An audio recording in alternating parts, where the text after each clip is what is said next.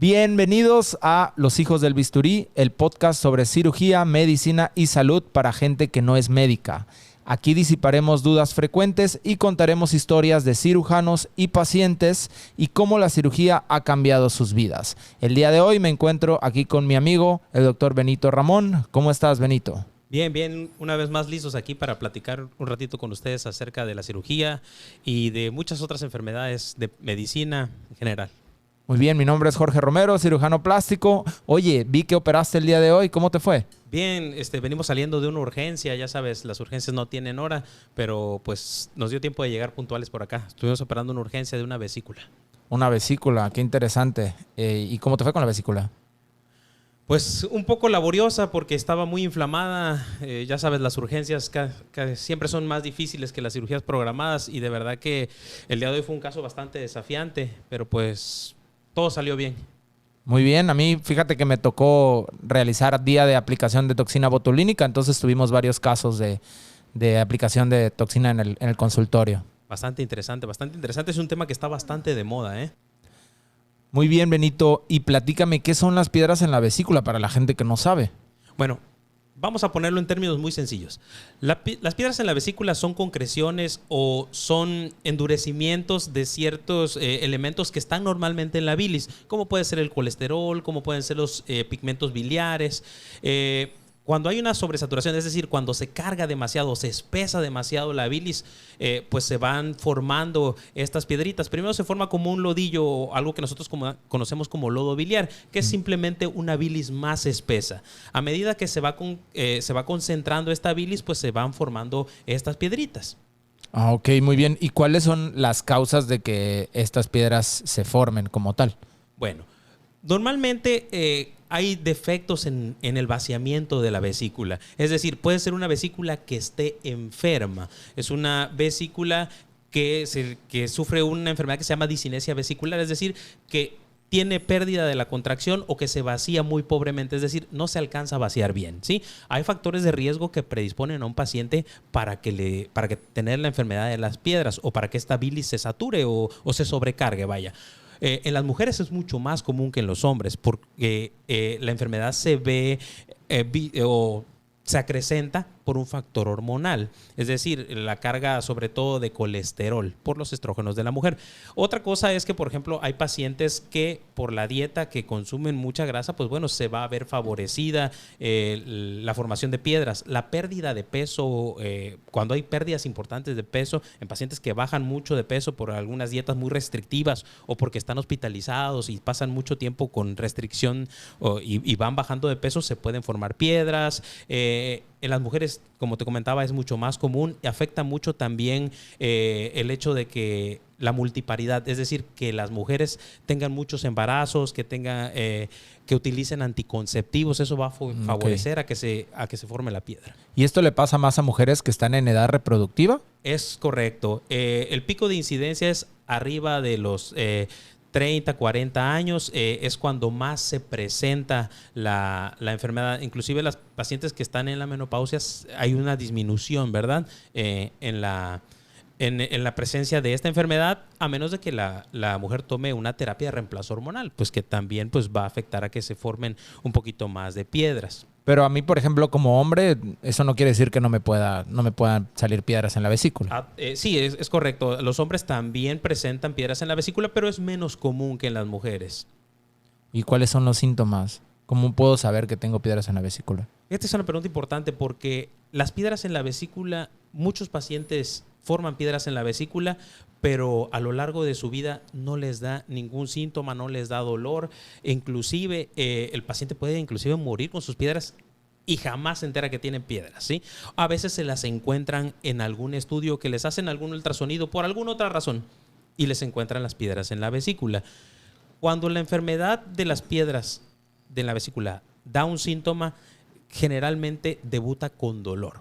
Dolor como dolor en la boca del estómago, dolor del lado derecho, abajo de las costillas del lado derecho, asociado a la ingesta de comidas con grasa. Inclusive muchos pacientes o muchas pacientes han estado recibiendo tratamiento por gastritis, por colitis o por dolor abdominal inespecífico y pues nadie sospecha o no hacen bien un interrogatorio donde ven que la paciente pues está comiendo mucha grasita o comidas muy condimentadas y eso les genera bastante dolor.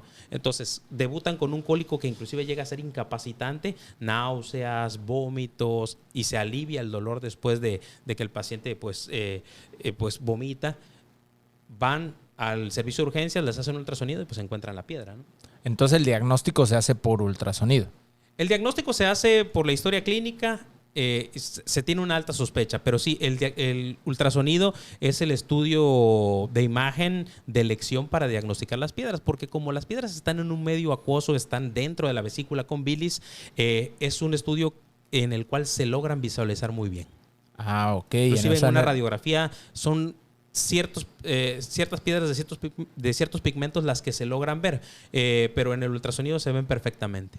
Y si ya diagnosticaste a un paciente con piedras en la vesícula, ¿cuál es el tratamiento adecuado? ¿Existe algún medicamento que se le pueda dar al paciente o algún remedio casero, naturista o algo para tratarlas? Hay muchas historias o muchos remedios de que han tomado té de plantas, el famoso té rompepiedras, que simplemente pues lo único que hacen pues es paliar la enfermedad, es decir, tienen un efecto quizás psicológico, pero hasta el momento no hay demostrado que ningún tratamiento, ya sea con medicamentos, ya sea con hierbas o naturistas, deshaga una piedra que ya está formada.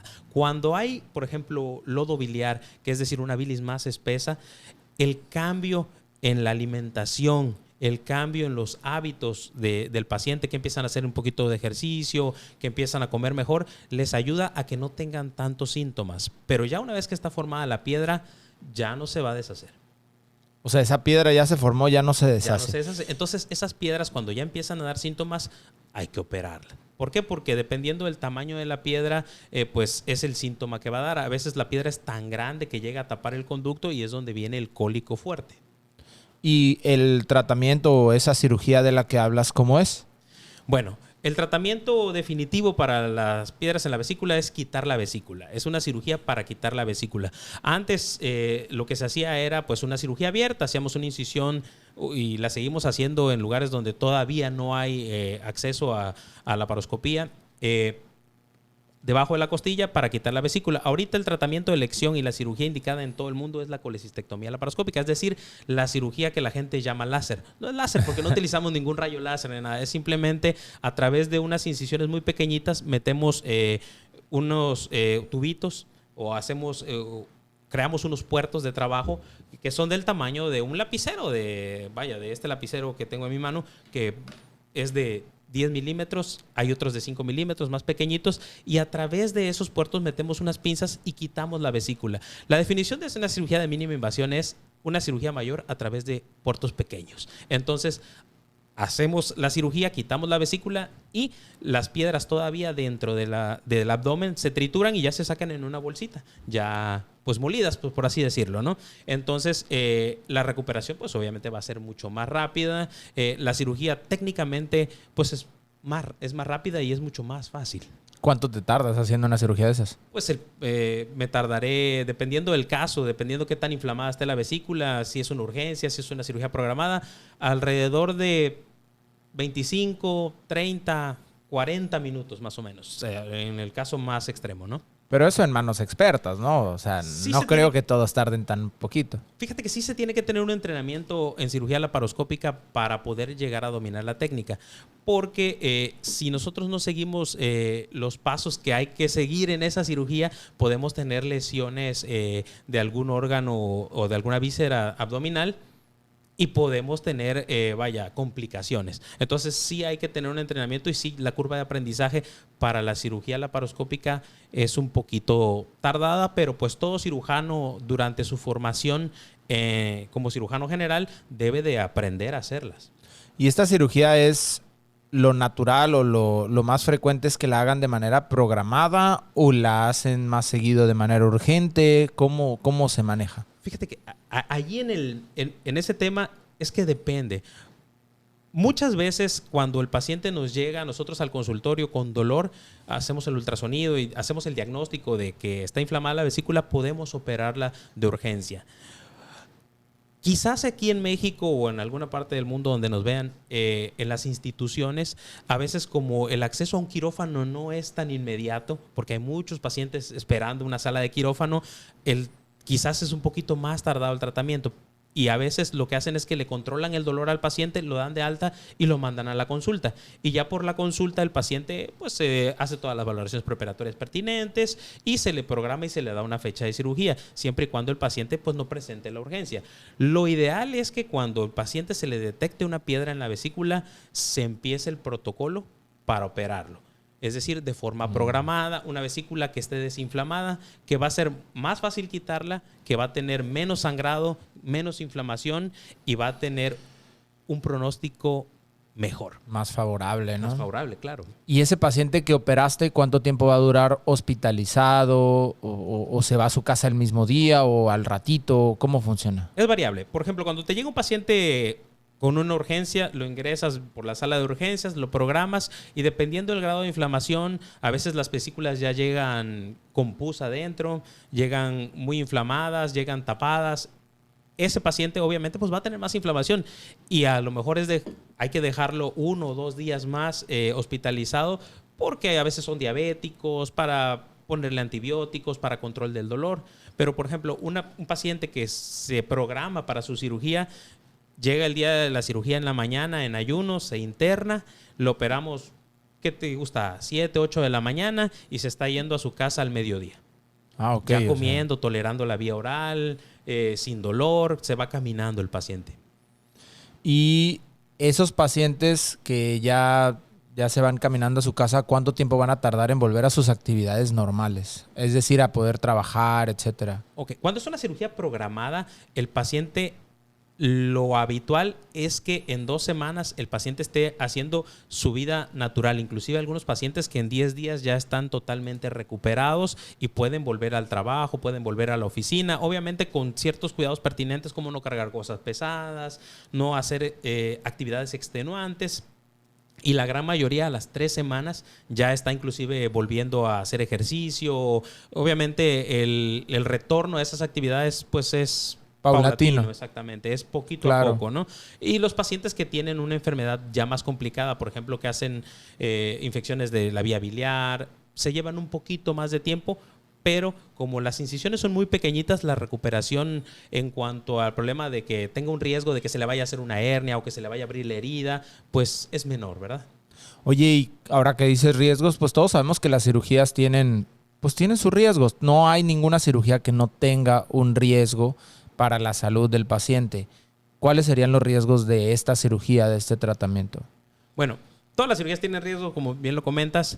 En específico, el riesgo de la vesícula biliar van desde las infecciones de la herida, que son muy raras, hasta lesiones de los órganos que están pues alrededor de la vesícula. Cuando la vesícula se inflama, no se inflama solamente la vesícula, se inflama todo lo que está alrededor, el hígado, el colon, el estómago, el duodeno, que es la primer parte del intestino delgado, el páncreas. Entonces, a la hora de estar disecando, pues el tejido puede estar con algo que nosotros llamamos adherencia, es decir, que se están pegando todos los órganos por dentro y a la hora de estar disecando o despegándolos podemos tener una perforación de una víscera hueca, que no es frecuente, pero pues puede pasar, ¿no? Y lo más temible en este caso es algo que se llama lesión de vía biliar. Es decir, al identificar los conductos que unen la vesícula con el conducto de la bilis, con el conducto principal, si no lo hacen con cuidado o si no se identifica bien, se puede lesionar el conducto. Esa lesión de vía biliar o disrupción de la vía biliar que se le llama, puede ser catastrófica. ¿Por qué? Porque repararla no es fácil. Estamos hablando que si una cirugía que normalmente lleva 20 minutos, volver a implantar ese conducto a donde debe de ir hacia el intestino es extremadamente difícil. No cualquier persona lo puede hacer. No cualquier persona tiene el entrenamiento. Inclusive a veces los pacientes acaban referidos en centros de tercer nivel. O sea, vaya, se van a un hospital o a un instituto nacional para que allá se reparen. Con gente que tiene experiencia en vía biliar, vaya. Y cuando esto no, bueno, en el mejor de los casos, que esto no suceda, que el paciente evolucione adecuadamente, ¿al cuánto tiempo puede volver a comer y qué es lo que debe empezar a comer después de que lo operaste? El paciente empieza a comer, o sea, vamos a poner, lo operamos, todo sale bien, el paciente pasa a su habitación, el paciente inicia la dieta a las horas. Empezamos con una dieta líquida, le damos un juguito, una gelatina, un té, agua. Si la tolera, se puede progresar la dieta y ya empezar a comer. Por lo general le dan dieta blanda, pero el paciente puede comer normal, vaya. Obviamente cosas no condimentadas, tratamos de evitar, por ejemplo, las grasas, tratamos de evitar en algunos casos los lácteos. ¿Por qué? Porque son alimentos que a lo mejor van a distender al paciente y el paciente pues con la inflamación y el trauma quirúrgico, a pesar de que es muy poco por la laparoscopía, pues los puede hacer sentir mal, les puede generar un poquito de náuseas, un poquito de cólico y molestia, pero el paciente empieza a comer a las horas después de la cirugía, e inclusive los pacientes que son programados se van de alta ya tolerando la vía oral, comiendo sin ningún problema.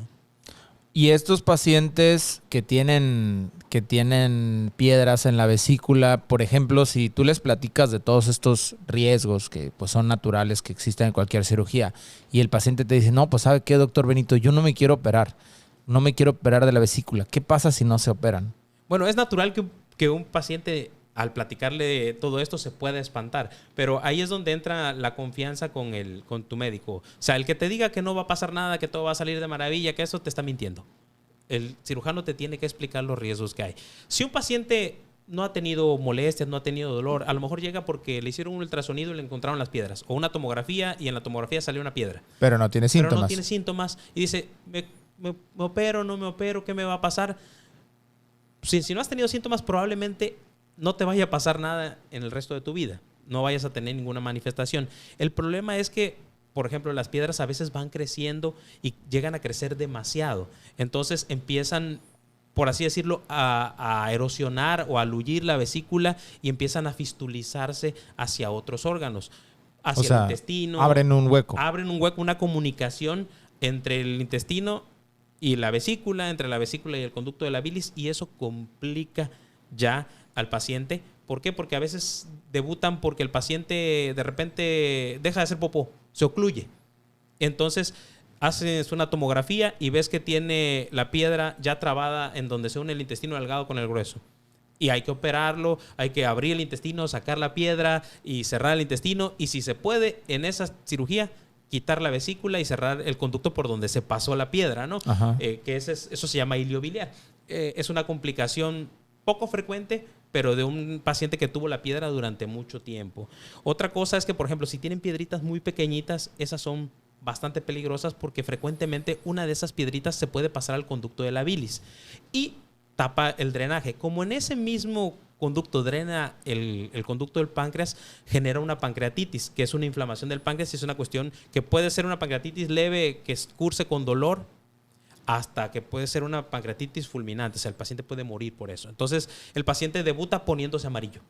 A lo mejor no tiene dolor, pero de repente se empieza a poner amarillo y llega a la consulta y dice, oiga, doc, estoy amarillo, ¿qué me pasa? ¿No? Bueno, pues ya allí hay que hacer otros estudios, hay que hacer estudios de sangre, hay que hacer el ultrasonido, inclusive en algunos casos resonancia magnética o algo que se llama CEPRE, que es una endoscopía a través de la cual llegan al conducto donde desemboca la bilis y a lo mejor ahí sacar la piedra, ¿no?, que está tapando, ¿no?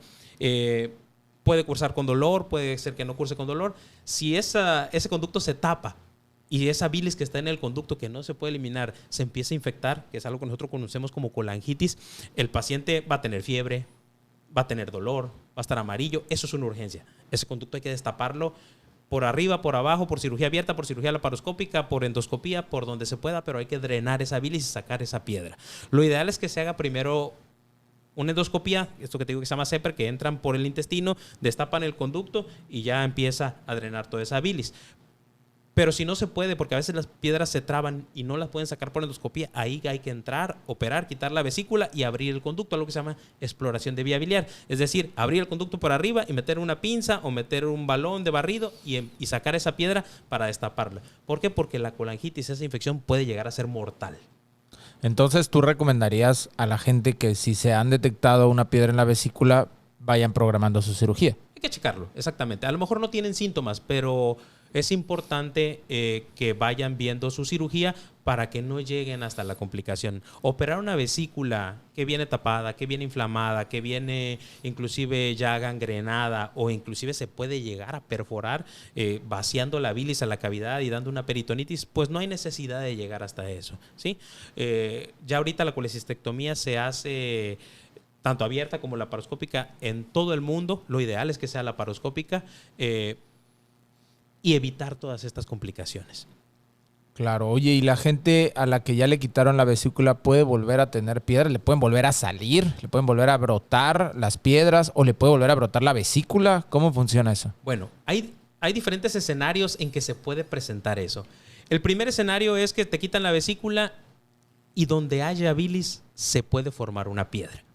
Un paciente que formó piedra en la vesícula puede formar bilis en el conducto de la bilis. Entonces, eso se llama coledocolitiasis primaria. Es decir, se forma la piedra allí en el conducto. Entonces, donde haya bilis se puede volver a formar, ¿sí? Por lo general, los pacientes formadores de piedra que forman mucha piedra la pueden volver a formar en el conducto muchos años después. Lo otro es que a lo mejor estabas quitando la vesícula y una de esas piedritas se pasó al conducto y no se dieron cuenta y quedó allí. A los años o al tiempo, esa piedrita va a ir creciendo, va a tapar y va a debutar con ictericia. Es decir, el paciente se va a poner amarillo y puede ser que digan, formó una piedrita. No, a lo mejor fue que se quedó allí, ¿no?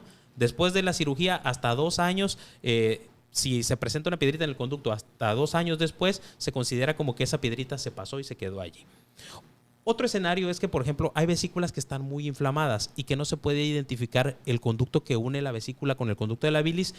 ¿Y qué pasa? Se hace algo que se llama colecistectomía subtotal. Antes se conocía como colecistectomía parcial, es decir, quitaban la vesícula parcialmente, no la quitaban la toda. mitad, quitaban la mitad. 3/4 de la vesícula. ¿Por qué? Porque el riesgo de lesionar el conducto de la bilis es muy alto y dejaban ese remanente. En ese remanente de vesícula se puede formar una piedra y puede dar síntomas y van a decir, oiga, es que ya me quitaron la vesícula.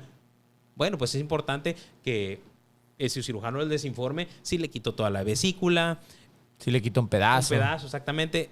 Lo ideal es que, por ejemplo, esa vesícula, después de que se quite, se mande a patología, se mande a estudiar para ver que no haya un cáncer, para ver qué grado de inflamación tenía la vesícula, muchas otras cosas, ¿no? Entonces, allí sabrían si se quedó la vesícula completa, si sacaron la vesícula completa, perdón, o se quedó algún pedacito donde se pueda formar la piedra.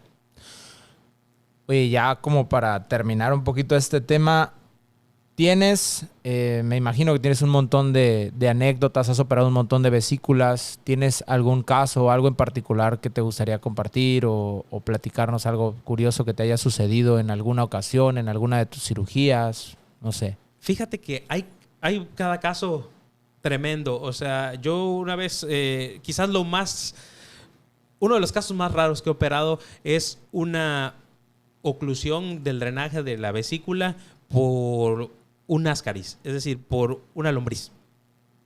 Que la vesícula se inflamó, no había piedras y estaba tan inflamada y el dolor era tan persistente que lo metimos a operar al paciente, operamos y a la hora de ligar el conducto, a la hora de cortarle, vimos que tenía un gusanito por allí. Lo sacamos, obviamente lombrices. Hay que darle tratamiento antiparasitario para eliminar la infección. Ese es quizás el caso más raro. Hay otros casos igual, por ejemplo, de fístulas, de pacientes que metes a operar porque tienen una piedra muy grande y de repente ves que tiene una fístula hacia el colon. Bueno, hay que repararlas. Son cirugías extremadamente difíciles porque técnicamente requieren un nivel de destreza avanzado. No es tan fácil repararlas y hay que hacerlo rápido. Bien y rápido. Entonces, vaya, quizás ese es el caso anecdótico que más recuerdo, ¿no? Pero bueno, así te diré. La recomendación, si tienen una piedrita en la vesícula, empiezan a ver su protocolo, ¿verdad? Para operarse pronto. Así es. ¿Y qué tal, Jorge? Platícame. Me dices que tuviste muchas consultas el día de hoy para aplicación de Botox. Sí. Está de moda el Botox, ¿no? Sí, bueno, es algo que ha ido un poquito en aumento con las redes sociales y todo esto. Sí lo veo mucho en redes sociales y la verdad que yo creo que a la gente le interesa saber qué es el Botox, qué es la toxina botulínica, cómo funciona, qué es. Muy bien, para empezar, Botox, como bien lo mencionas, viene el nombre derivado de una marca de toxina botulínica. No es la única marca, hay varias, simplemente hemos decidido utilizar ese nombre, no necesariamente para referirnos a esa marca. ¿Qué es la toxina botulínica? Es una proteína que está formada a partir de, o que la produce una bacteria que se llama Clostridium botulinum. Y esta proteína lo que hace es que interfiere en la unión del nervio con el músculo. O sea, todos los músculos se contraen por la instrucción de un nervio. Como cuando te da toque, ¿no? Y de repente te contraes todo, sí, ¿no? así es. Okay. Entonces, lo que hace la toxina botulínica es actuar ahí justo en esa conexión y bloquearla y hacer que los músculos no se contraigan. Y entonces, pues, tiene muchas aplicaciones, tanto en la medicina como en la cirugía y en la medicina cosmética. Oye, y por ejemplo que dices que la sacan de una bacteria, ¿eso no es, o sea, no es peligroso? ¿O cómo hacen para obtener la toxina? ¿La hacen en el laboratorio? ¿Van viendo quién tiene la bacteria, una herida, pus, no sé, y de ahí la sacan? ¿Cómo le hacen? No, claro, eso es algo que no podemos hacer nosotros. No es un proceso que realicemos ningún cirujano. Artesanalmente. No es artesanal, es algo que se realiza. Los que les echan leche y sí. No, es algo que se realiza en laboratorios. Nosotros tratamos de utilizar toxinas que están, bueno, o que vienen de laboratorios probados, que ya conocemos que funcionan bien de manera internacional. Personalmente utilizo solo medicamentos que han sido aprobados por la FDA. Entonces, pues estos laboratorios lo que hacen es que cultivan los microorganismos en la manera más aséptica posible y pues ahí van produciendo la toxina, ¿no? Fíjate que nosotros utilizamos toxina botulínica en cirugía general precisamente para reparación de hernias, cuando las hernias son muy grandes, para relajar la pared abdominal, precisamente pues con esto que nos explicabas, ¿no? Que bloquean los nervios y van haciendo que se pongan un poquito más flácidos. Pero en cirugía plástica, que realmente es donde tiene un mayor campo de aplicación, digo, también lo utilizan los neurólogos o neurocirujanos para tratar migraña y otras cosas, pero en cirugía plástica, ¿qué usos o cuáles son los usos más comunes o frecuentemente cómo se utiliza? Bien, lo mencionas muy bien, tiene muchos campos de aplicación porque finalmente es un medicamento, no es nada más algo que nosotros utilizamos para embellecer a la gente, es un medicamento que tiene un porqué y tiene una acción y hay razones por la cual lo utilizamos. Y como bien dice, se puede utilizar para la migraña porque la migraña tiene algunos componentes que son musculares, entonces pues puedes bloquear los músculos y ayudar a ese tratamiento. En el campo de la cirugía estética, digamos, lo que nosotros principalmente hacemos es bloquear los músculos de la expresión facial. A mí me gusta decir que los debilitamos, porque yo trato de no paralizarlos como tal, sino debilitarlos solamente para que no desarrollen una acción muy fuerte y no sigan desarrollando estas líneas de expresión que se llaman dinámicas. Las líneas de expresión dinámicas son las arrugas que te salen cuando gesticulas. Exactamente así es. Entonces, cuando tú te estás viendo al espejo y estás haciendo algún gesto, te salen esas rayitas. Bueno, ahí es donde podemos nosotros utilizar la toxina botulínica para ir retrasando la conversión de esas rayitas que son dinámicas a estáticas. O sea, una arruga. A una arruga como tal, que esté aunque no hagas una expresión, ¿no? Ok. Oye, y por ejemplo, ¿la toxina botulínica tiene algún efecto secundario? No sé, ¿puede tener algún riesgo en la colocación? ¿O puede ser peligroso ponérselo? ¿Cómo funciona? Realmente los riesgos son muy poquitos, sí existen desde luego y afortunadamente son transitorios. O sea, el efecto de la toxina botulínica no es permanente. Hay que decirlo, este efecto va a durar entre 2 y 6 meses dependiendo de la dosis y dependiendo de la actividad de los músculos y de cada paciente. Todos somos diferentes, pero en general entre 2 y 6 meses. Los riesgos que podemos tener, por ejemplo, es si tú la inyectas muy cerca del músculo que se encarga de elevar el párpado, o la toxina la hiciste difundir demasiado hacia esa zona, puedes tener una caída del párpado. Por ejemplo, o sea, eso se llama... paraliza el ojo, ¿no? O sea, bueno, el párpado, ¿no? Si se te cae el párpado, eso es una ptosis palpebral. Digamos que es una de las complicaciones, por así decirlo, más frecuentes, pero realmente es una complicación rara. Por ejemplo, digo, al ratito te voy a platicar un poquito de eso, pero yo en mi haber he tenido una pero una eso vez nada pasa más. porque no la saben poner. No necesariamente. A veces trataste de bloquear algún músculo y tuviste que acercarte demasiado a el músculo elevador del párpado superior y entonces cuando te acercaste demasiado, pues terminaste bloqueando el músculo elevador del párpado, que es un bloqueo transitorio, como te mencionaba, y que normalmente se resuelve en un lapso de 3 a 6 semanas. Ok. ¿Y cómo es el proceso de la administración? ¿Cómo se pone la toxina botulínica? ¿Es una crema? ¿Te la inyectas? ¿Cómo se hace? Bueno, pues lo normal es que el paciente llega a mi consulta y me dice que quiere mejorar su aspecto, dependiendo de la edad del paciente y de las características de su expresión facial. Primero que nada, lo primero que hacemos es revisarlo o revisarla y ver qué zonas de la cara le molestan, qué zonas podemos nosotros mejorar. Y particularmente donde tendemos a utilizar más la toxina botulínica es en el tercio superior de la cara, es decir, de las cejas para arriba y un poquito en el tercio medio, aquí en la zona de los párpados, del músculo orbicular de los párpados, que es el que produce las patitas de gallo. Una vez que identificamos los sitios donde queremos aplicarlas, yo personalmente le explico al paciente dónde le voy a aplicar, identifico puntos de aplicación donde voy a colocar y establezco las dosis que voy a colocar de la toxina botulínica y después le coloco al paciente una crema anestésica para que no le vaya a doler mucho la aplicación y dejo actuar esta crema por cierto tiempo. Y una vez que ya realicé esto, yo tengo mi toxina botulínica, que es viene hecho un polvito y tú lo reconstituyes con solución salina. Ok, lo revuelves. Lo revuelves, pues, haces una mezcla. De penicilina y estas cosas, ¿no? Sí, correcto, es una inyección.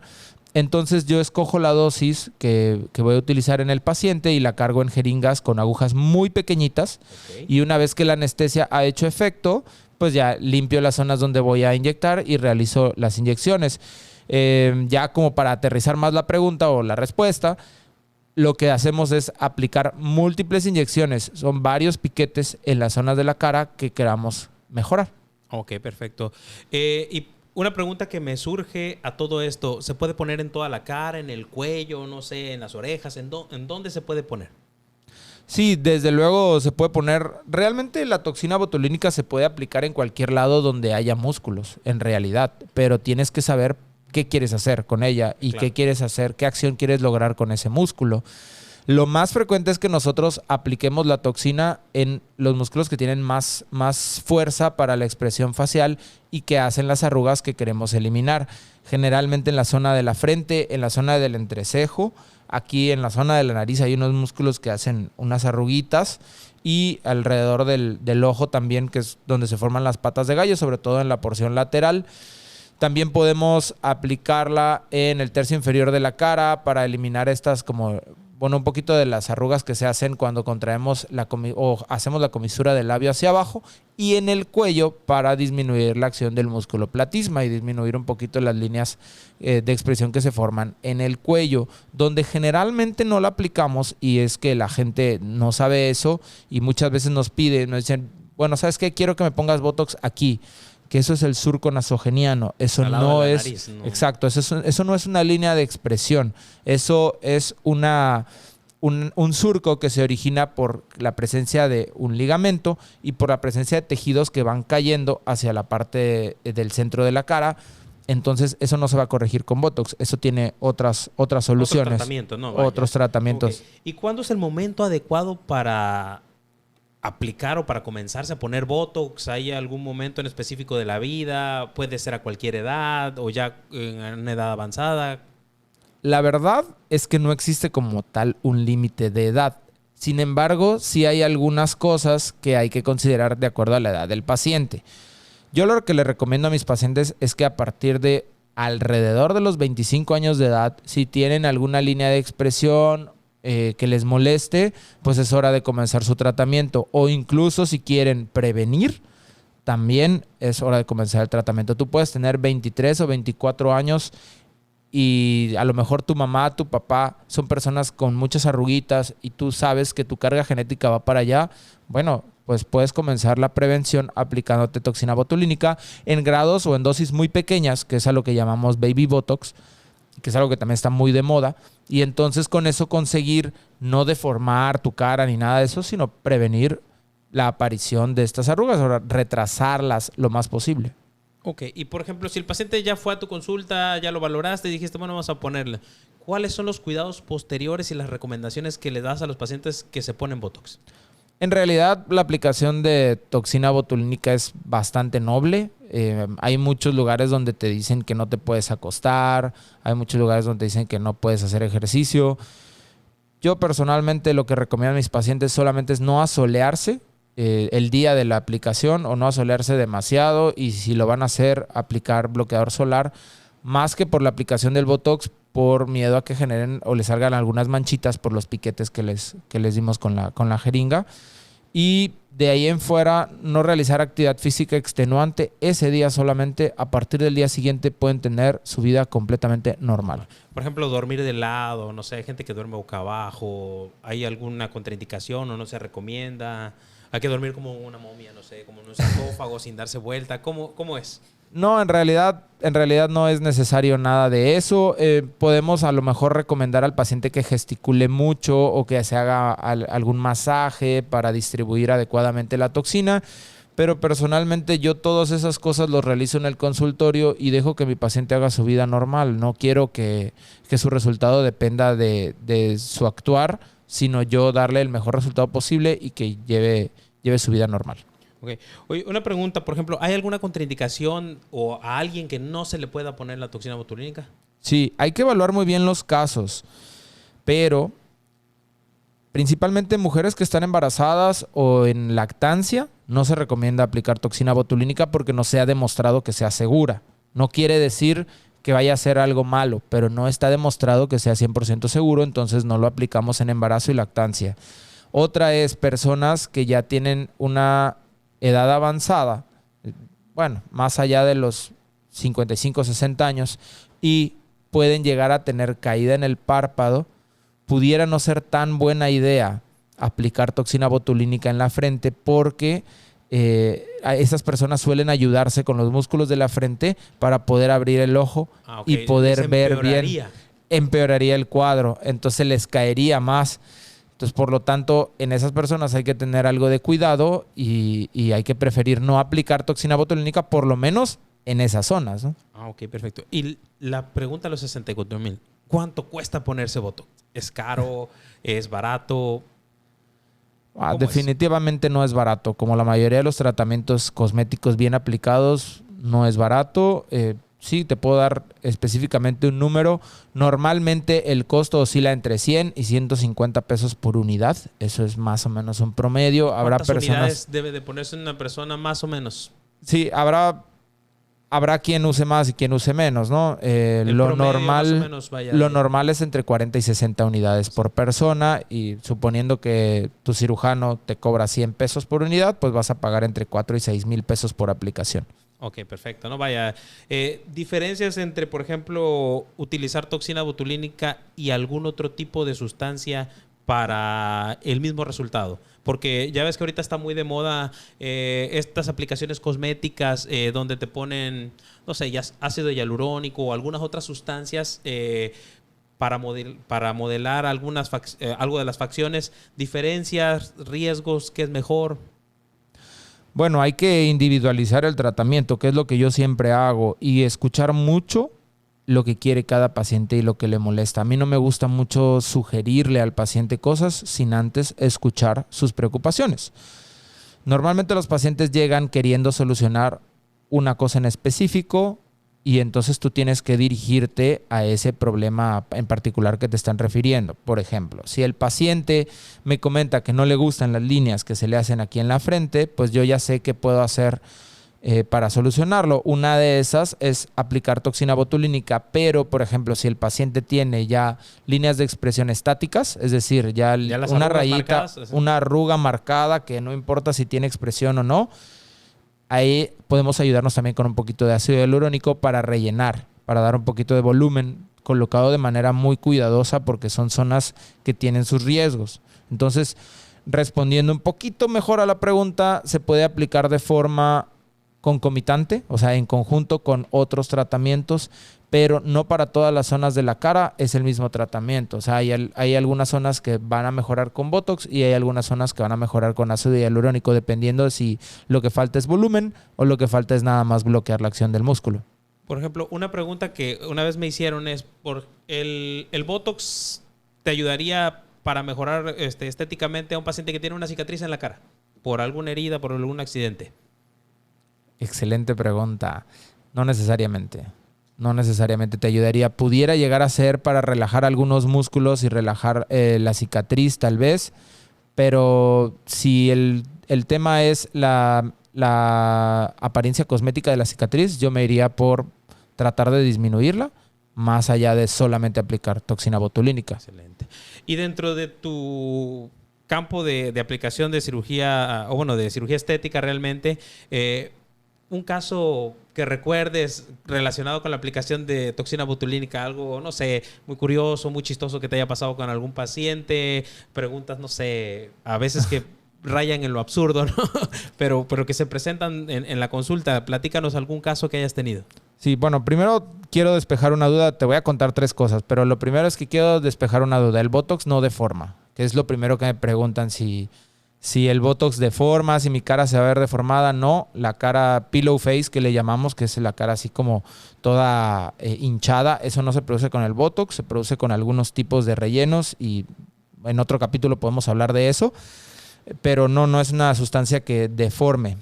Dicho esto, sí hay algunas cosas que pueden suceder con la aplicación de toxina botulínica. Personalmente, cuando me traen algún laboratorio o alguna marca a probar algún producto, tiendo a tratar de probarlos en mí. Entonces, en alguna ocasión quería comenzar a utilizar una toxina botulínica de una marca que estaba en boga y que yo no había usado antes, entonces me la puse a mí y me produjo mucho dolor y mucha inflamación en la zona de la frente. Y ahí sí, para que veas, cada vez que yo me agachaba me dolía muchísimo y esto duró cerca de 5 a 7 días. Entonces, digo, el efecto de la toxina existió, pero también se fue muy rápido. Se desapareció bastante rápido. Entonces, pues ya no volví a utilizar, la verdad, pero por mientras yo ahí andaba trabajando con mi inflamación en la frente y se me veían los puntos donde me había picado. Entonces era notorio para otras personas y la verdad es que fue bastante difícil porque la gente me preguntaba, ¿qué te hiciste en la cara? Y yo, no, pues me puse Botox, pero realmente estaba probando una marca nueva que no volví a utilizar. Fuera de eso no me ha vuelto a pasar algo de esa clase, y lo que sí es, como te comentaba hace rato, la complicación, digamos, una de las más frecuentes, entre comillas, aunque realmente las complicaciones del Botox no son frecuentes, una de las más frecuentes sería la ptosis palpebral. Nunca me había sucedido esto y, como decimos en medicina, hay una cosa que es el síndrome del recomendado. Cuando tú tienes un amigo o un familiar que va a verte a tu consultorio, a ese es al que le va a suceder tu complicación. Y me sucedió con una muy buena amiga mía que tenía una boda en puerta. Afortunadamente la boda era 3 semanas después. Pero no era su boda. No. Qué bueno. No era la boda de ella. Y le apliqué toxina botulínica y tuvo una ptosis palpebral. Se le cayó el párpado. Afortunadamente lo pudimos resolver antes de la boda. Pero bueno, eso nos deja la enseñanza y es lo que yo le digo a la gente. Si tienes un evento, es importante dejar un tiempo entre la aplicación y el evento para poder trabajar en caso de que haya alguna complicación.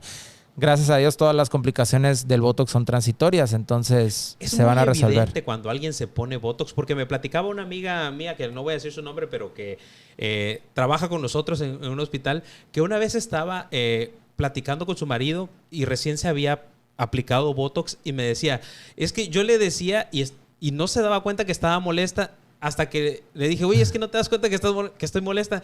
Y él le dice, es que normalmente cuando te molestas arrugas el entrecejo y pues yo te veo normal, ¿no? o sea, vaya, es muy evidente cuando alguien se pone Botox. No es que sea muy evidente, pero sí es uno de los objetivos bloquear, por ejemplo, esa contracción de los músculos ahí del entrecejo. Y entonces, pues, si él identificaba que ella estaba molesta cuando le salía una rayita aquí en medio y ahora la rayita ya no le sale, pues desde luego que le va a costar trabajo identificar que está enojada, pero no es que cualquier persona pueda saber que traes Botox, ¿no? Yo, por ejemplo, me aplico de manera regular y trato de que no sea algo tan evidente, simplemente que no se me formen tantas líneas y ya. ¿Llega a haber en algún momento cierta espasticidad, vaya, por ejemplo, como Lionel Richie, que está como congelado de la cara, o sea, por la aplicación repetida del Botox, ¿no?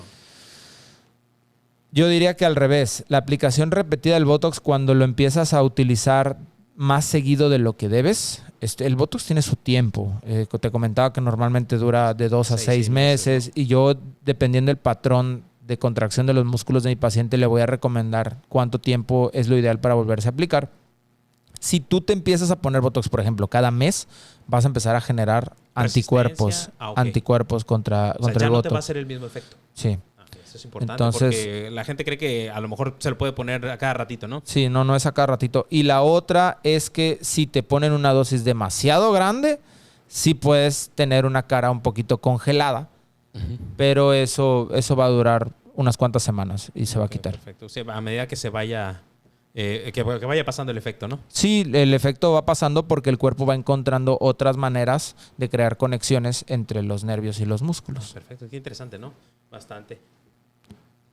Como ves, pues yo creo que con eso es suficiente por el podcast del día de hoy. Si ustedes tienen alguna pregunta acerca de dónde encontrar al doctor, dónde encontrarme a mí, o alguna pregunta relacionada con la aplicación de Botox, a lo mejor les pusieron Botox y tuvieron alguna secuela o algo relacionado, pues bueno, háganoslo saber a través de los comentarios. Si ustedes tienen dudas acerca de la enfermedad de la vesícula, las piedras en la vesícula, de la cirugía laparoscópica o de mínima invasión, también háganoslo saber a través de los comentarios. Estamos para responderles inmediatamente, ¿verdad? Así es. Doctor Jorge Romero, ¿dónde te puede encontrar la gente? Me pueden encontrar en casi todas las redes en @drjorgeromero. Ok, perfecto. Yo soy el doctor Benito Antonio Ramón García. En Facebook me encuentran como doctor Benito Antonio Ramón García y en Instagram como Benito el Cirujano.